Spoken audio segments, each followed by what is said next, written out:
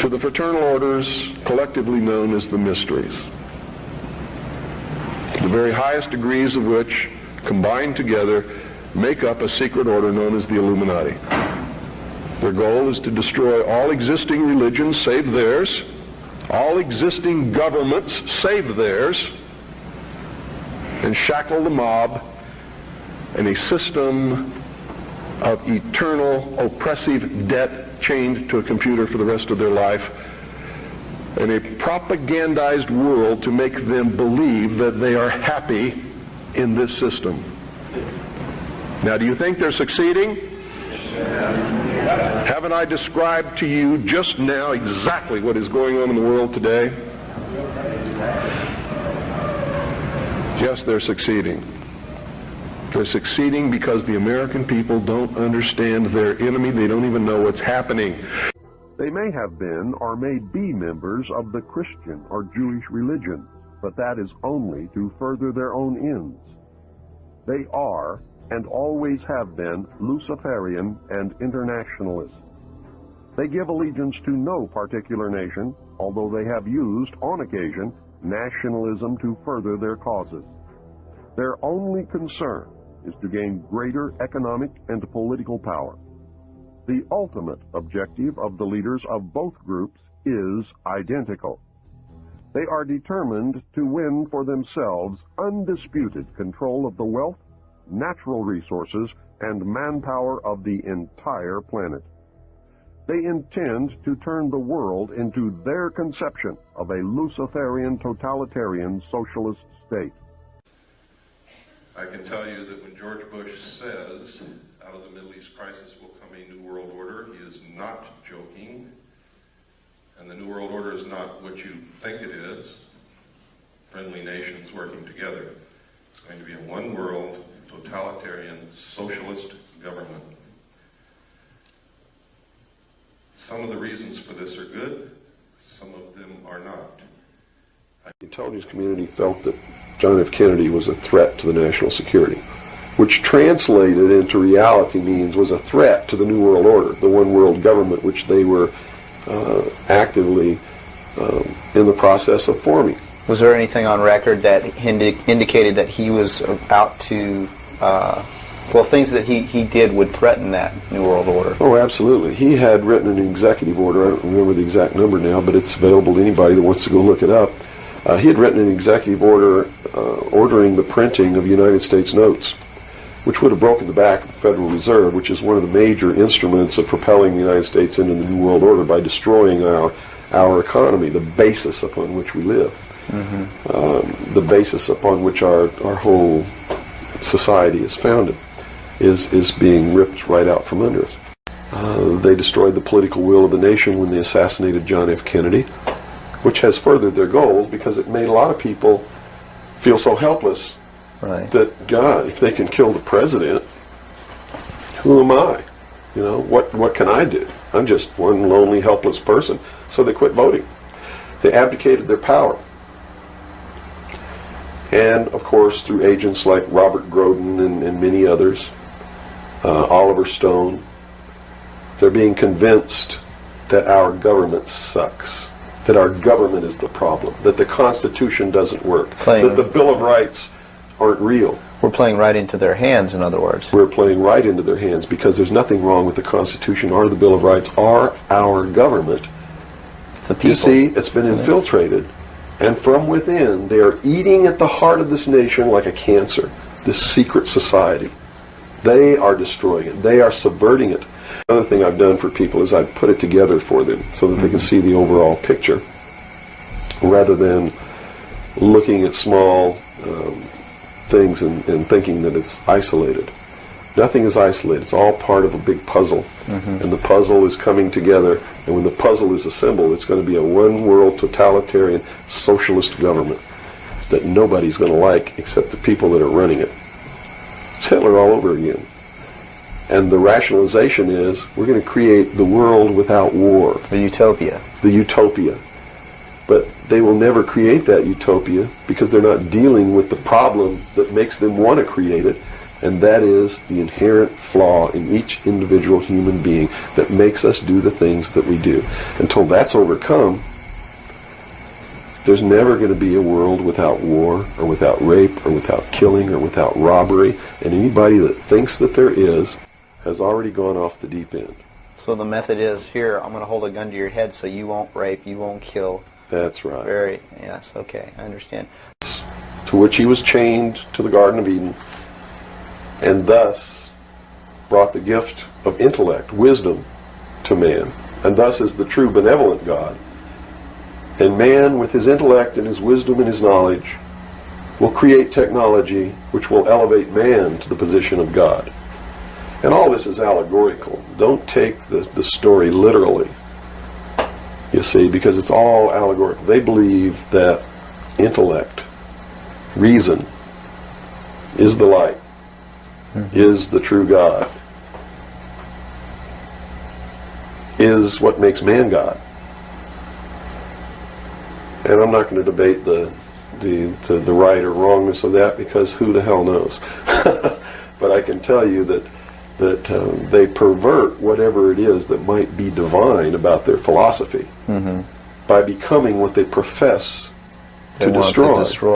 Because in the end, it's not going to matter whether Jesus ever lived or didn't live. The story is real, and it's within all of us. And it brings us to something within ourselves that is good. But these men don't look at that. They believe that the end justifies the means, that these stories are just stories, and that the real meaning behind it all is that man can transcend his animal state through the realization of intellect and the overcoming of all of his emotions and feelings and morals, guilt, all of these things. And I just can't go along with that, because I believe it's our emotions that tell us when we're doing wrong. We feel it within ourselves. If you want to know what's going to happen in the future, if we don't wake up, and through the power of those, see, not one drop of blood ever has to be spilled, and no one has to ever put any chains on their legs or their arms, ever. If people just wake up and exercise what was given to us in our Constitution, the power of the vote, while we still have that power. So you say there is still a possibility for like one individual watching this tape to actually make a difference? You better believe it. How Yes. would that be so? Well, number one, learn what the truth really is. Get away from the fantasy that you've been living. Educate other people, those you know, your family. Once that begins to happen, it spreads. And then if the people decide that they don't want what they have in store for us planned, just through the power of the vote, they can make this country and the world whatever they want it to be. Whatever they want it to be. And there are no limits on that. They don't really consider you to be a threat unless you develop a large political following. Oh, okay. So, unless you have a large political following, you're not considered to be a threat to them. Because they figure that the people are too stupid to listen to you anyway. And generally, they're right. So we're in the process of educating people then. Yeah. It's the best thing. Education is 60 or 70% of the battle. Yeah. Because people automatically begin to do the right things once they learn what the truth is. They're educated to it. And plot the fate of billions. And nobody even cares about it. But 6 football players go to lunch together, and it's in the headlines across the country. You have a reflection of the society in which that exists. And it is a sick, sick society that is doomed to self-destruction. So based on that scenario, there's some truth into what these men are looking at. Absolutely. And that's what makes me so sick, is that I'm trying to wake up a people who on a daily basis are proving the ones that I'm warning them about to be right. Mm-hmm. Well, so that even though a minority, there are people out there that you recognize are awake to this, if they don't do something about it, they will lose that ability to be free in that way. That's correct. Whether they might think, well, I don't need to worry about it because I know what I know and I'm fine. That's It doesn't right. work that way. There's a Yes. connection here to everything. That is correct. That from me. We're in this situation because all of us, me included, we're dummies for most of our lives. And unless we change that, we are never going to turn anything around. And that is the cold, hard truth, whether we like it or not. And we all, at some point in our life, have to go in the bathroom, confront our own self in the mirror and say, Bill Cooper, you've been a fool for most of your life. What is the matter with you? You've got to stop it right now. You've got to stop being stupid. You got to become a real American. You got to care about things. You got to find out what the truth is so you know what to care about. And it's hard to say. I know because I've done it. I couldn't be up here if I had not confronted myself in that manner. You've got to do that. You have to do it. If you can't make a change. The supremacy of the mind of man, not in God. Anytime man has supremacy over everything, everything becomes what? Subjective. If you're God, how can you do something wrong? And that's the whole problem with this crowd now. They don't have anybody to answer to. You see, whether you believe in God or not, the human race must have God. They must have a superior power to which they must answer. If they do not, then everything becomes subjective. And if I want to slice your head in half, by God, there's nothing wrong with me doing it because I'm God. You understand that? That's really what's wrong. The most dangerous radio host in America because I simply tell you the truth. I will not wax eloquent. I will not polish your knob. I will not lie to you. I will not tell you that you are the most brilliant, smartest, best educated people in the world, because at this very moment it is a lie. You are for the most part apathetic, ignorant, and stupid, or we would not be in the situation that we are in now. And all you have to do to change that is go into your bathroom, look in the mirror, and you will see everything that ails America today. Look yourself right in the eye and say, I've been stupid, apathetic, and ignorant, but I will never be stupid, apathetic, and ignorant again for the rest of my life. I am going to change that right now. Eventually? Right. One of the greatest misconceptions that anyone can have is that man is God. Man is not God. We're a fragment of that. We are a fragment of God, but man has to understand that no part can be as great or greater than the whole. So man cannot set himself up as God. People who think that man is God and worship knowledge and technology and believe that by the use of knowledge and technology man can become God or can be God are actually practicing Satanism. And I'll tell you why. The worship of knowledge is Satanism. The concept that man can be God or is God is Satanism.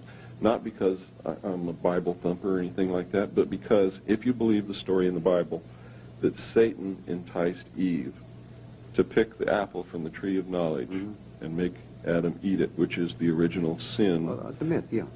Then you have to understand if that apple represents knowledge, then the worship of that apple is Satan. And everybody thought religion was a joke. If you don't believe in God, for all intents and purposes, to you there is no God. Remember this.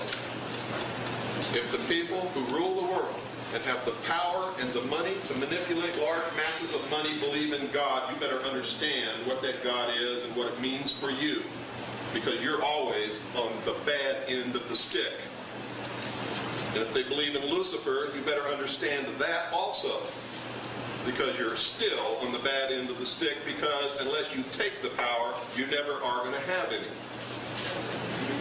In this country, it started out that the citizens had all the power, and over the years, the citizens, because of their greed, their apathy, and their irresponsibility, have given it away to those who were waiting with open arms to take it from you. Something happened that brought man out of that state, and if you're talking from a biblical reference, out of the Garden of Eden and into the world. He wasn't innocent anymore. He understood that he was naked, and that his partner was naked. He could think. He could look around. He knew when something was good and when it was bad, just as we all do here. When somebody comes up to me and says, well, how do we know which is the right way to go? I know that person is setting me up to justify his bad deeds, and I won't do it. You always know. We always know which is the right way and which is the bad way. The bad way sometimes feels better, so we may choose that way and justify it by rationalization in order to make ourselves feel better about the bad that we did. That you can never make everything all right, and you can never make everything all bad. Both must exist, and we must maintain a balance. And we must become responsible. If each individual on this earth learned to walk in a divine state of grace, responsible for themselves, their family, their city, their state, their country, and for the world, And to the laws of nature. and to the laws of nature, and actively participate in solving the problems of yourself, your family, your city, your state, your country, and the world, there could never be a group of men meeting behind closed doors in secret that could ever control anybody. But by abdicating responsibility, by not walking in that divine state of grace, makes possible anyone meeting behind closed doors to bring about the world that they want.